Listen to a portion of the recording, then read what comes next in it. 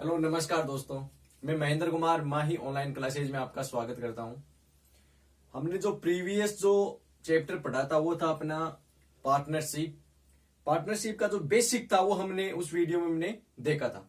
आज हम बात करेंगे उसी टॉपिक की और उसके जो एग्जाम में पूछे हुए क्वेश्चन हैं और इसके अलावा जो और अन्य इंपॉर्टेंट क्वेश्चन है उनको हम देखेंगे। तो मैंने आपको एक चीज बोली थी कि ये टॉपिक आप पढ़ने से पहले आप रेशियो वाला टॉपिक जरूर देख लेना, वो वीडियो आप जरूर देख लेना। इसके लिए आपको क्या करना है, जो रीड की जो प्ले लिस्ट बनाई हुई है प्ले लिस्ट में जाना आपको और रीड सेलेक्ट करना है और वहां पर आपको रीड के जितने भी वीडियोस अब तक डाले गए हैं वो सारे आपको वहां पे मिल जाएंगे। वहां पर आपको सबसे पहले रेशियो वाला टॉपिक जरूर देख लेना है क्योंकि वो बहुत ज्यादा इंपॉर्टेंट होने वाला आपके लिए, है ना। वो ना केवल रेशियो में इंपॉर्टेंट होता बल्कि आप रेशियो का जो यूज है वो आप परसेंटेज में भी देखते हैं, इसके अलावा प्रॉफिट एंड लॉस में देखते हैं, यहाँ पे पार्टनरशिप में भी देखेंगे। इसके अलावा इसका जो यूज है रेशियो का वो एलिगेशन में भी देखेंगे। इसके अलावा आपका जो SICI का टॉपिक है वहां पर भी देखेंगे। तो कहने का मतलब है कि हर जगह उसका यूज है, तो आप उसको जरूर देख लेना। तो ज्यादा देर ना करते हुए मैंने लगभग 4 क्वेश्चन यहाँ पे लिख दिए। ऐसे और भी क्वेश्चन मैं पहले लिख देता हूँ। इसका कारण क्या है, ताकि आपका समय बच जाए। अगर मैं साथ में क्वेश्चन लिखता जाऊंगा तो टाइम खराब होगा आपका, है ना। तो मैंने पहले क्वेश्चन लिख दिए। ज्यादा क्वेश्चन नहीं पूछे गए यहाँ से, मेरे को केवल एक क्वेश्चन मिला ये वाला जो आपके प्रीवियस ईयर 2015 वाले में आए, ऐसे कुछ आए, मैंने भी देखा था, है ना।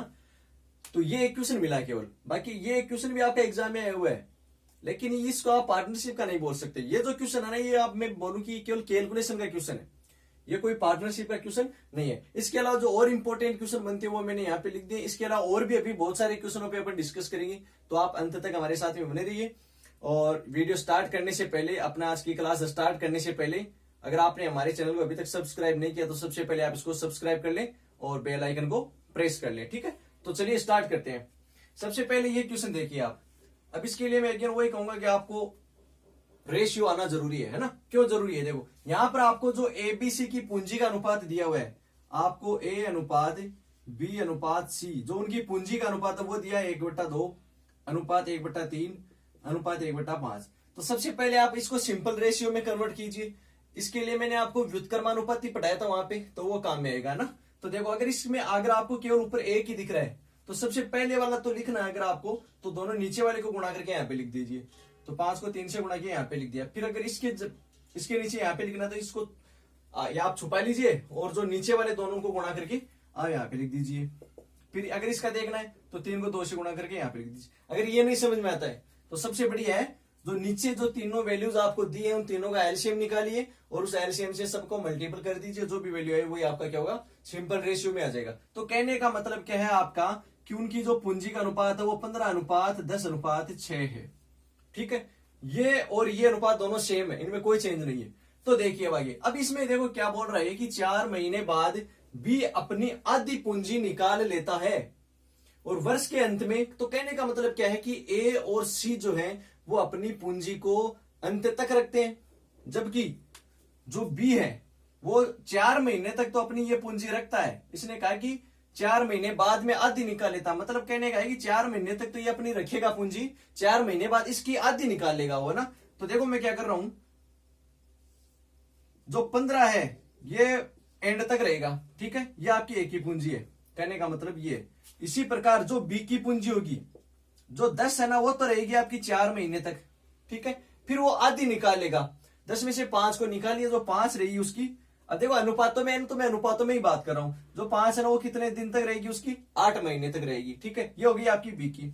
फिर आपकी C की, देखो C जो है वो 6 है, वो 12 महीने तक अपनी वही रखता है, वो कोई चेंज नहीं करता उसमें। तो कहने का मतलब है कि उनके जो लाभ का जो अनुपात होगा वो इस प्रकार से हो जाएगा। भाई हम लाभ का अनुपात क्या लिखते हैं, पूंजी का अनुपात, उनका जो पूंजी और उनका जो समय है उनका गुणा करते हैं, फिर उनको अनुपातों में लिखते हैं, वही क्या होता है, उनका लाभ का अनुपात होता है। तो यहां से देखो ये तो आ गया 15 × 12, इसको आप सोल्व करोगे तो ये 10 चौक 40 प्लस 8 पंजो 40 अनुपातों में, और ये 72 आ गया ना। तो ये 15-12 कितना होता है, 180 होता है, और ये 80 हो गया, ये हो गया 72, सही है ना। इतना तो 12 पंजो 60, ठीक है। अब इनमें जो भी आप कैंसिल कर सकते हो उसको कर दो आप। 8 का भाग सभी में जाता है ना, नहीं इसमें नहीं जाता, 4 का सभी में जाता है, ठीक है। तो 4 का भाग इसमें देखो, 4 4 16, 4 पंजो 20, इसका जाएगा 20 बार, इसमें जाएगा 18 बार, ठीक है। इस तो ये आएगा आपका, इसका जो रेशियो आएगा वो ये आएगा, ठीक है। और नहीं हो रहा ना कैंसिल, देखो ये ना 2 से हो रहा ना 3 से हो रहा है, नहीं हो रहा, ठीक है, यही रहेगा फिर ये।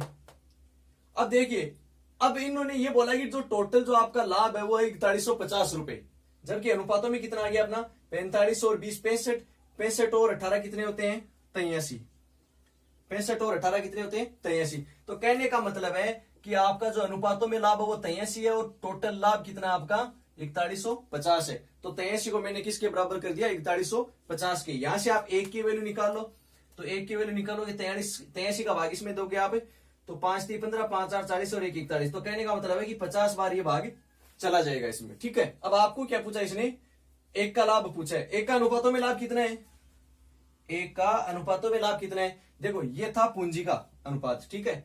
लाभ का क्या होता है, अगर आपको समय भी दिया हो, अगर समय नहीं दिया हो तो पूंजी का अनुपात ही लाभ का अनुपात हो जाता है। अगर आपको समय दिया हो तो उसकी पूंजी और उसका समय दोनों का गुणा करेंगे और फिर उनका अनुपात निकालेंगे, ठीक है। तो हमारे पास अनुपात क्या है अभी 45 20 और 18। अब आपको 45 का मान पूछा इसने, एक का पूछा है ना, तो 45 को आप किससे गुणा कर दोगे 50 से।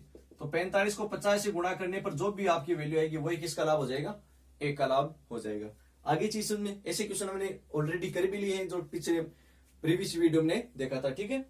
फिर देखिए नेक्स्ट क्वेश्चन, तो ये समझ में आ गया होगा आपको। पहले पूंजी का जो अनुपात है उसको एक सिंपल रेशियो में कन्वर्ट कर लिया आपने, फिर उसको जो समय था उस समय के साथ मल्टीपल करके आपने उसका जो लाभ का अनुपात था उसको निकाल लिया, ठीक है। यहां से रेशियो जो था टोटल वो अनुपातों में जो उनका लाभ हो रहा था वो 83 हो रहा था, जबकि उसने कितना दे रखा है 4150 रुपए में दे रखा है। तो 83 को मैंने 4150 के बराबर का एक की वैल्यू निकाली यहां से, जो कि कितनी 50 आई। अब आपको 45 की पूछता है तो 45 गुणा कर दो, मतलब 45 का मतलब एक की पूछता है तो 45 गुणा कर दो, बी की पूछता है तो 20 गुणा कर दो, सी की पूछता है तो 18 गुणा कर दो, ठीक है। फिर आप ये पहला क्वेश्चन पढ़िए, बहुत ही ज्यादा सरल क्वेश्चन है ये, तो कैलकुलेशन है इसमें, ये ना किसी पार्टनरशिप का नहीं है, ये एग्जाम में क्वेश्चन आया हुआ था मैंने साथ में इसको ले लिया, ठीक है। एग्जाम में तो केवल ये कि क्वेश्चन दिखा मेरे को, पढ़िए आप इस क्वेश्चन को पढ़िए, बहुत ही ज्यादा सरल क्वेश्चन है ये।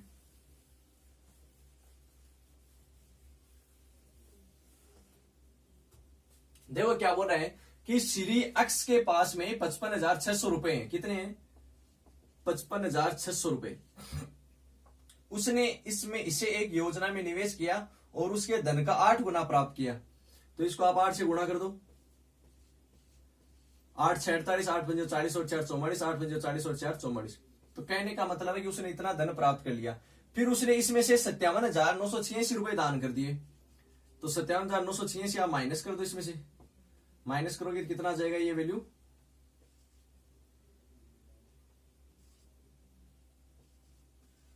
3,86,814 रुपए। सही है ना ये चीज, 6 4 10 8 9 8 17 18 7 से 13 14 8 5 13 14, ठीक है। ये वैल्यू आ गई आपके पास में। अब इसने क्या बोला कि आपके पास में जो भी धन बच गया, कैलकुलेशन का क्वेश्चन इजी एकदम, पुनः जो धन बचा उससे धन का उसने अगेन निवेश कर दिया और इसका अभी उसको केवल 1/3 प्राप्त हुआ है। इतना इसने जितना ये बचा था ना ये पूरा क्या कर दिया इसने निवेश कर दिया, उसका 1/3। तो इसका आपने 1/3 निकाला, 3 का भाग दो इसमें, 3 कम 3, 3 दूनी 6, 2 बच गए, 3 8 24, 2 बच गए, 3 9 27, 1 बच गया, 3 3 9 3 8 24। ये रुपए आपके पास में क्या रह गए बच गए। तो इसने कहा कि 1/3 प्राप्त किया, तो ये प्राप्त किया उसने, तो अब बस अक्ष के पास कितना धन है तो यही बच गया, अब उसके पास में धन है। इजी क्वेश्चन है बिल्कुल। सबसे पहले उसके पास ये रुपए थे, उसने योजना में निवेश किए, 8 गुना मिल गया उसका, मतलब ये रुपए मिल गए, उसने इसमें से इतने संस्था में दान कर दिए तो ये बच गए। अब कह रहा है कि अगेन उसने निवेश कर दिए तो इसका उसे पुनः जो रुपया मिला उसका 1/3 मिला, तो 1/3 कितना था इसका ये रुपया, ठीक है। आगे चीज समझे, बहुत इजी क्वेश्चन है तो। चलिए नेक्स्ट देखिए फिर।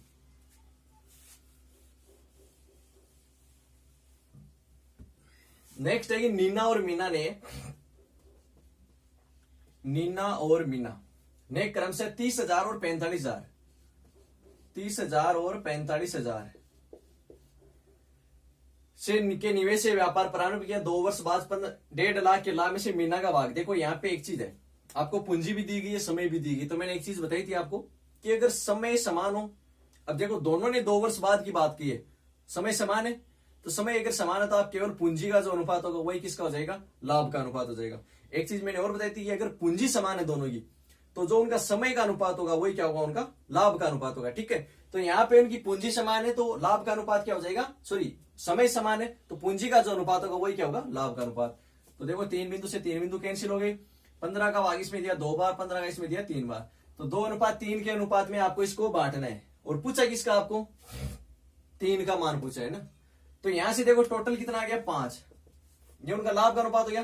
तो टोटल जो 5 है वो किसके बराबर हो जाएगा, 1.5 लाख के। ठीक है, इसने कहा कि टोटल इतना रुपए है, इसमें से आपको इसका भाग बताना है। तो पहले यहां से आप एक की वैल्यू निकाल लो, एक की आपने निकाली तो वो कितनी आ गई आपके पास में 30,000। लेकिन आपको चाहिए किसकी, 3 की, क्योंकि मीना का पूछा है ना। तो मीना का कितना है, 3 है, तो इसका आप 3 से मल्टीपल कर दोगे तो कितना आ जाएगा, वो 90,000 रुपए। तो ये वैल्यू किसकी आ जाएगी, मीना का। उसके 1.5 लाख में से जो लाभ मीना का जो हिस्सा है वो आ जाएगा ना। आ रही चीज, इजी क्वेश्चन है बिल्कुल। ये तो हमने स्टार्टिंग इसी से की थी, ऐसे क्वेश्चन से है ना। इस टॉपिक की स्टार्टिंग इसी किससे की थी और यही क्वेश्चन आपको यहां से पूछ लिया, एकदम इजी क्वेश्चन है। चलिए नेक्स्ट देखिए।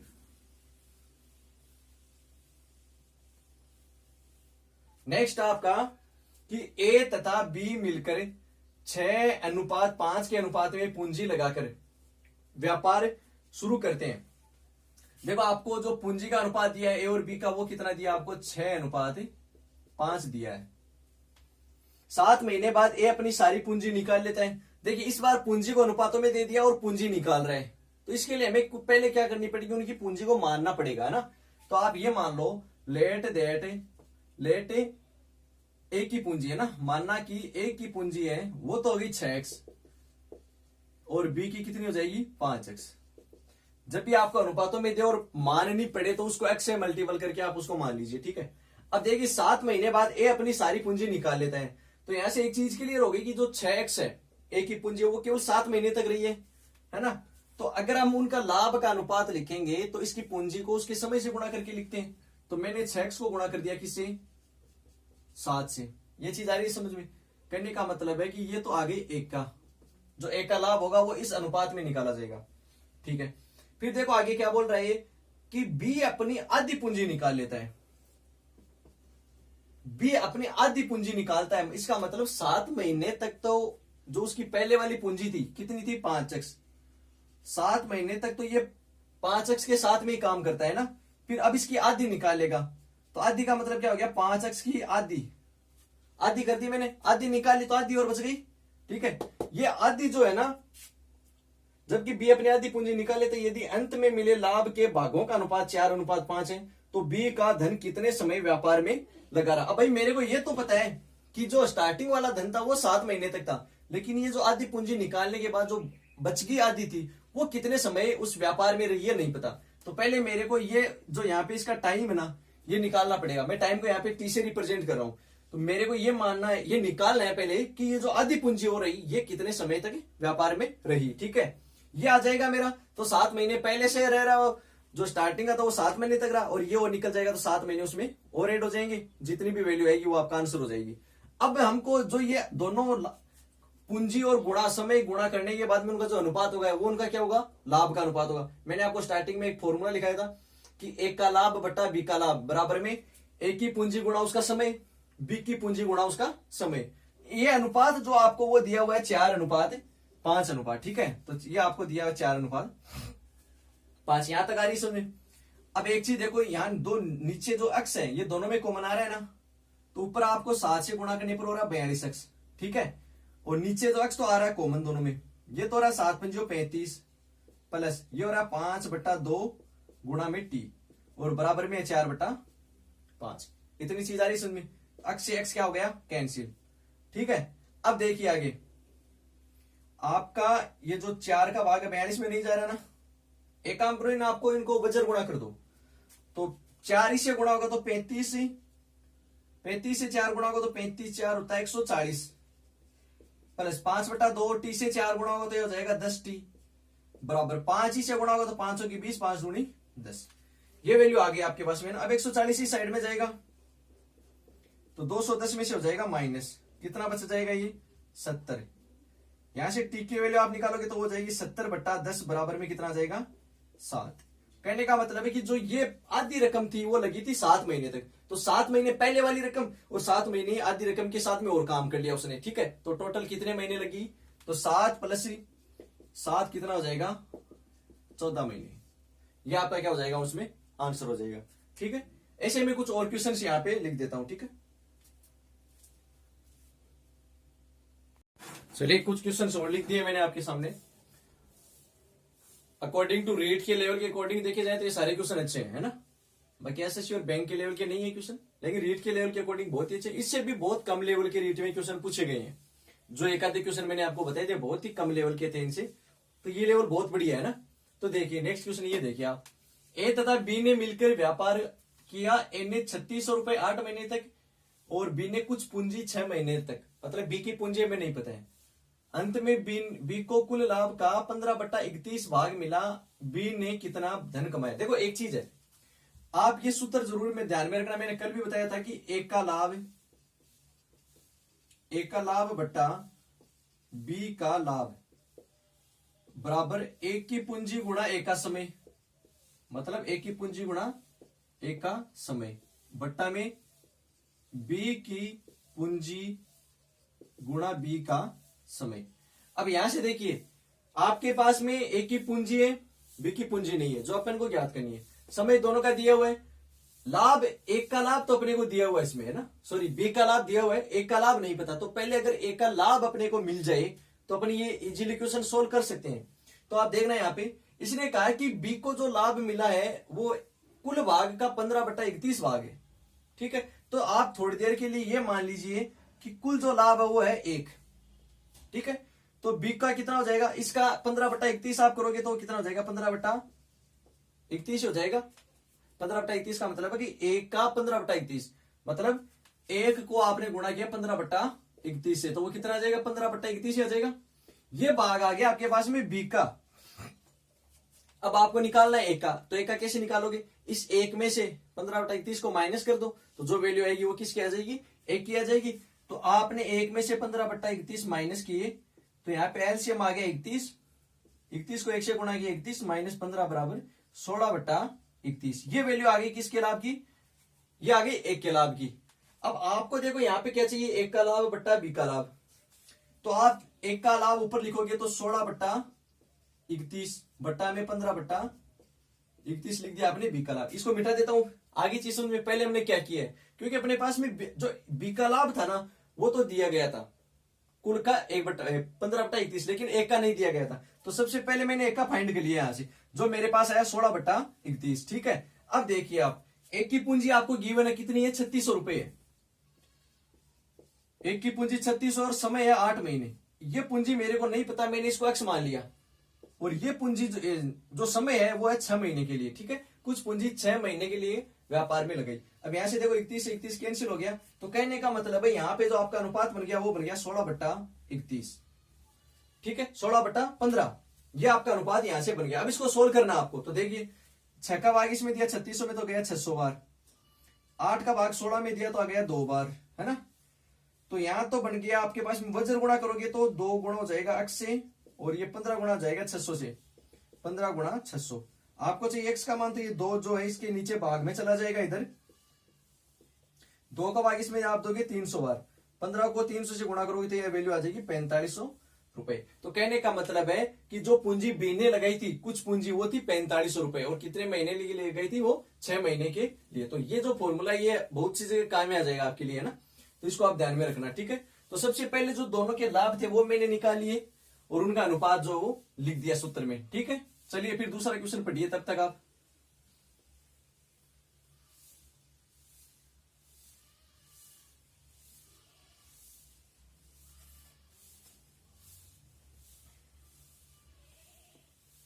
पढ़ लिया क्या। ए तथा बी ने क्रम से 50,000 60,000 रुपए लगे। ए को सक्रिय साझेदारी के रूप में 12.5% कुल लाभ में से दिए जाते हैं। कुल लाभ है 8800 रुपए, 8,800 रुपए। मैंने आपको एक चीज बताई थी कि जो सक्रिय साझेदार होता है उसको जो भी लाभ मिल रहा है सक्रिय साझेदारी के रूप में, सबसे पहले वो अलग निकाल लिया आप। तो 8800 का 12.5%, 12.5 का मतलब कितना हो गया, 12.5%। तो ये देखो कितना हो गया, निकालो आप इसको। यहां से आप 8 को इससे गुणा करोगे तो 12 × 96, 8 × 40, 100 आ गया ना।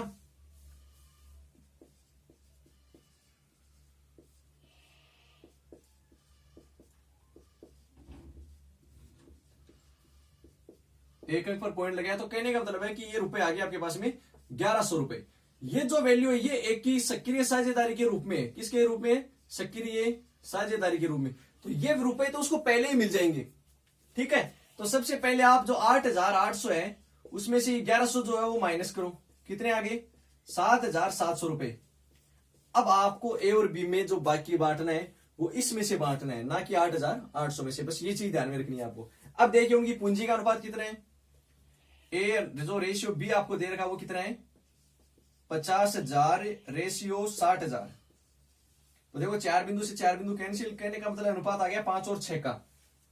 तो इसमें पूछा है कि एक का कुल लाभ, तो यहां से आप देखिए अनुपातों में उनका जो लाभ हुआ है 11, टोटल कितना है 5 और 6 11, और वैसे कितना है 7,700 रुपए। 8,800 नहीं है, सबकी साझेदारी पहले निकाल ली है। मैंने प्रीवियस जो आपकी क्लास थी उसमें भी एक क्वेश्चन ऐसा करवाया था ना।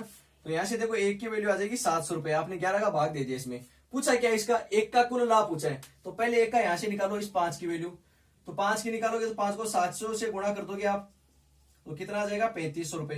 3500 तो इन 7,700 में से मिल गए उसको, इसके अलावा 1100 उसको पहले ही मिल गया था, तो 3500 तो ये हो जाएंगे और 1100 रुपए ये हो जाएंगे, तो दोनों को मिला कि कितना मिल जाएगा उसको 4600 रुपए।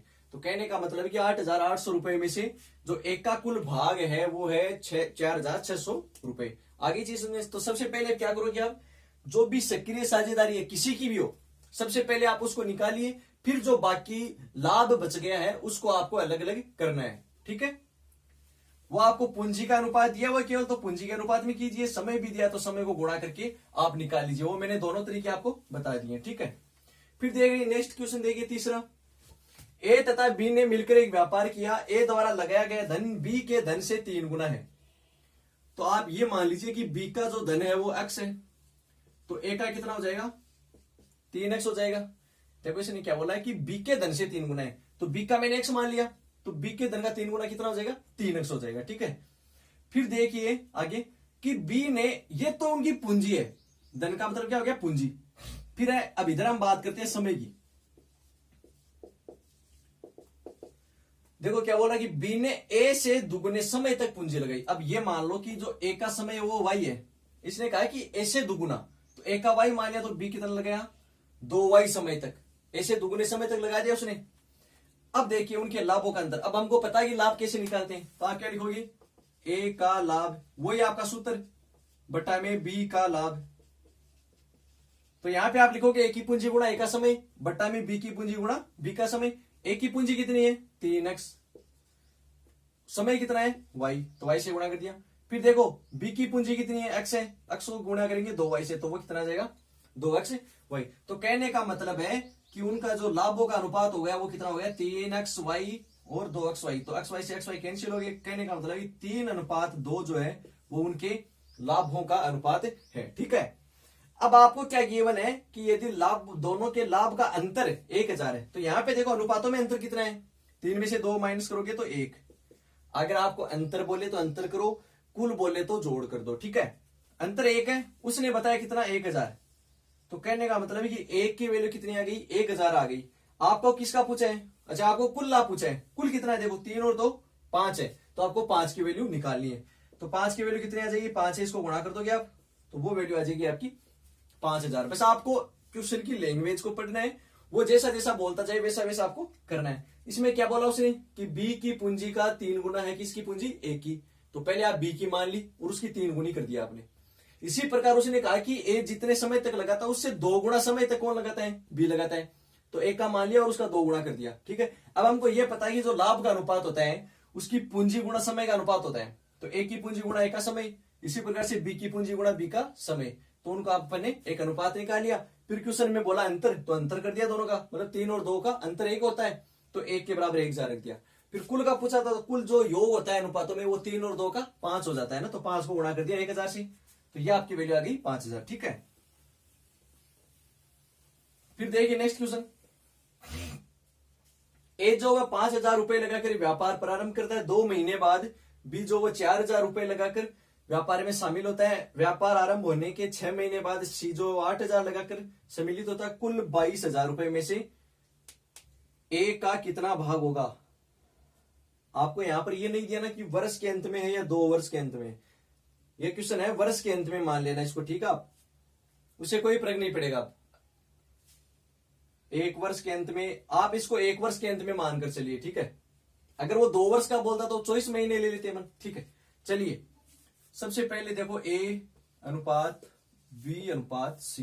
A कितनी पूंजी लगा रहे हैं? 5,000 रुपए। B लगा रहा है 4,000 रुपए। C लगा रहा है 8,000 रुपए।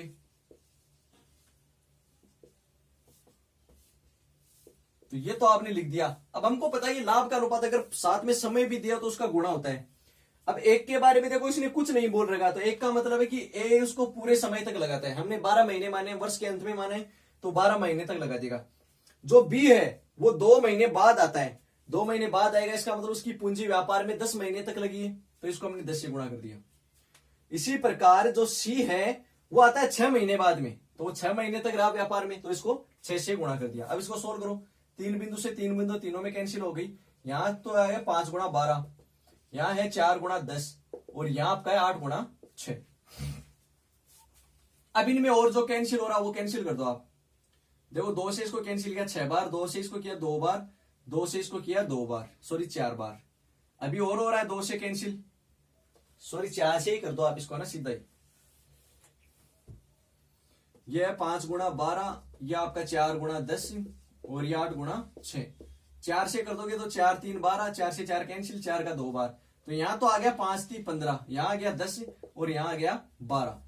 तो ये जो होगा ये इनका क्या हो जाएगा? लाभ का अनुपात हो जाएगा। अब इसको देखो आप, टोटल उसने दिया 22,000 रुपए और अपने कितने हो रहे अनुपातों में? टोटल 15 और 10 25, 25 और 12 कितने होते हैं? 37। तो अपने तो टोटल हो रहे हैं 37 अनुपातों में, जबकि उसने दी है अपने को 22,000 रुपए। ये क्वेश्चन में शायद गलत है, क्योंकि 37 का भाग तो जाता ही नहीं इसमें, 22,200 रुपए होगा ये ना, क्यों 22,200 में 222 में 6 बार भाग चला जाता है इसका, है ना। इसको आप 22,200 का देना, ठीक है। हाँ अब सही है।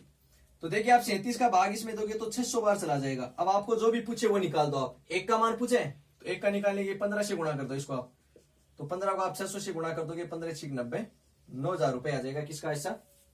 एक का हिस्सा 9,000 रुपए आ जाएगा, ठीक है। तो ऐसे अपने को इन क्वेश्चंस को करना है।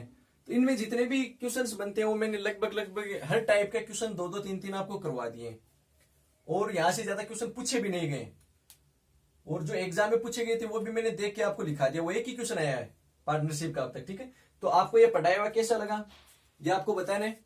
अगर अच्छा लगा हो तो आप इस लाइक और कमेंट करें और अपने दोस्तों के साथ में इसको शेयर करें। धन्यवाद।